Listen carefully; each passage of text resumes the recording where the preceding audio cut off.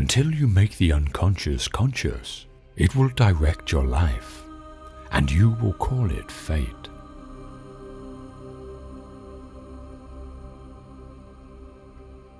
Your visions will become clear only when you can look into your own heart. Who looks outside dreams. Who looks inside awakes.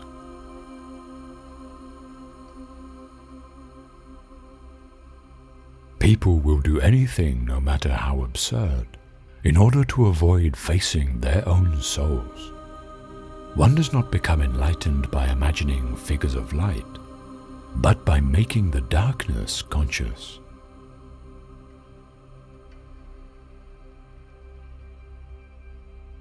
Be silent and listen. Have you recognized your madness? And do you admit it? Have you noticed that all your foundations are completely mired in madness? Do you not want to recognize your madness and welcome it in a friendly manner? You wanted to accept everything, so accept madness too. Let the light of your madness shine, and it will suddenly dawn on you. Madness is not to be despised and not to be feared, but instead you should give it life. If you want to find paths, you should also not spurn madness, since it makes up such a great part of your nature. Be glad that you can recognize it, for you will thus avoid becoming its victim. Madness is a special form of the spirit and clings to all teachings and philosophies, but even more to daily life. Since life itself is full of craziness and at bottom, utterly illogical.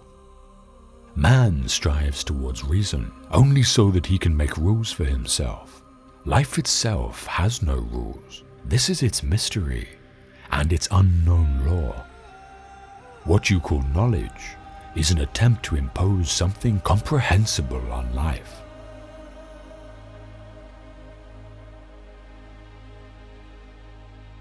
Everything that irritates us about others can lead us to an understanding of ourselves.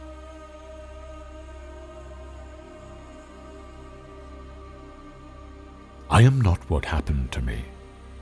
I am what I choose to become.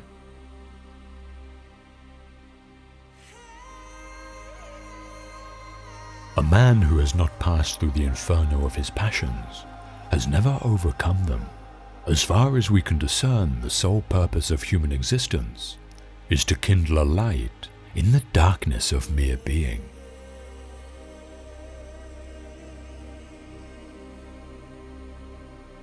Knowing your own darkness is the best method for dealing with the darkness of other people.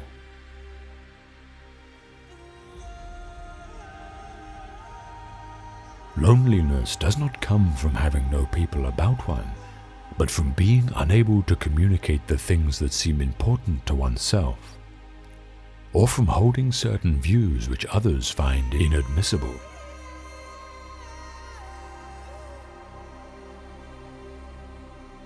The pendulum of the mind oscillates between sense and nonsense, not between right and wrong.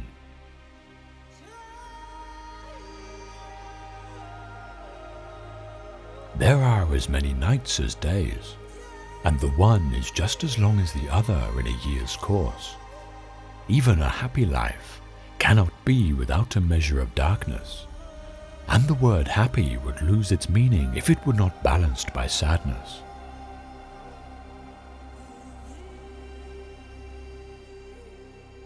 It all depends how we look at things, and not on how things are in themselves. The least of things with a meaning is worth more in life than the greatest of things without it.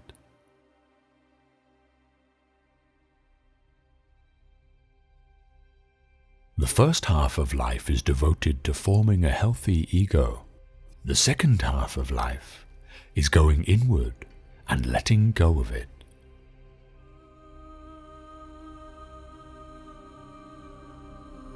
Where love rules, there is no will to power, and where power predominates, love is lacking. The one is the shadow of the other.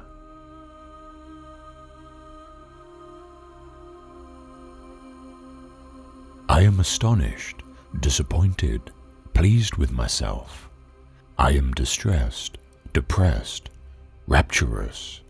I am all these things at once, and cannot add up the sum. I am incapable of determining ultimate worth or worthlessness. I have no judgment about myself and my life. There is nothing I am quite sure about. I have no definite convictions, not about anything really. I know only that I was born to exist, and it seems to me that I have been carried along. I exist on the foundation of something I do not know.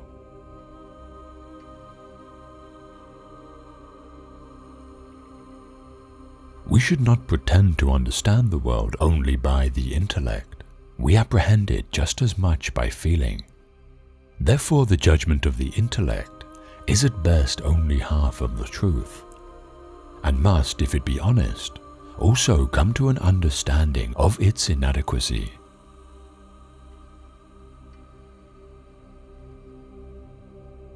Mistakes are, after all, the foundations of truth. If a man does not know what a thing is, it is at least an increase in knowledge if he knows what it is not.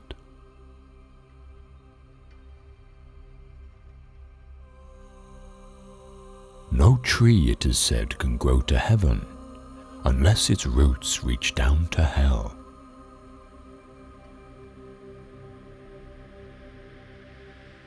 It is my mind, with its store of images, that gives the world color and sound, and that supremely real and rational certainty, which I can experience, is in its most simple form an exceedingly complicated structure of mental images.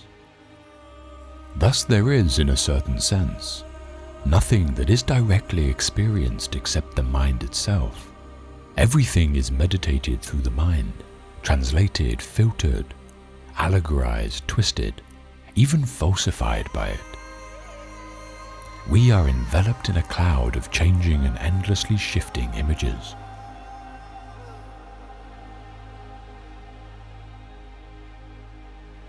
Every form of addiction is bad, no matter whether the narcotic be alcohol, morphine, or idealism.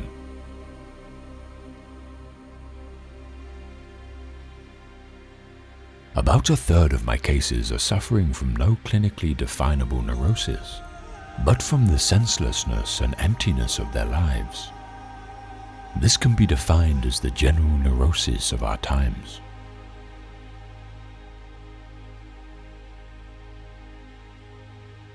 Midlife is the time to let go of our over-dominant ego and to contemplate the deeper significance of human existence.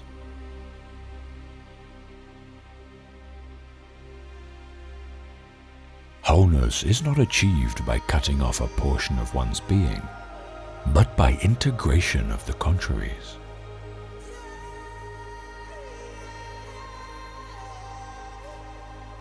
In all chaos, there is a cosmos. In all disorder, a secret order.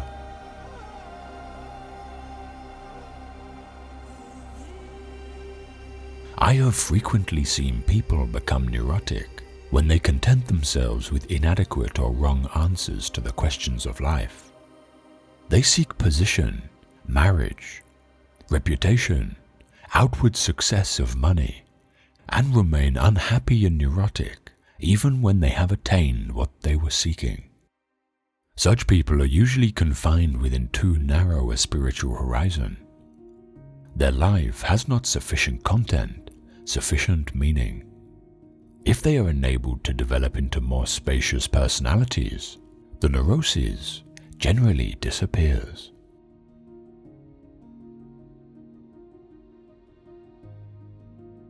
As a child, I felt myself to be alone, and I am still, because I know things and must hint at things which others apparently know nothing of, and for the most part do not want to know.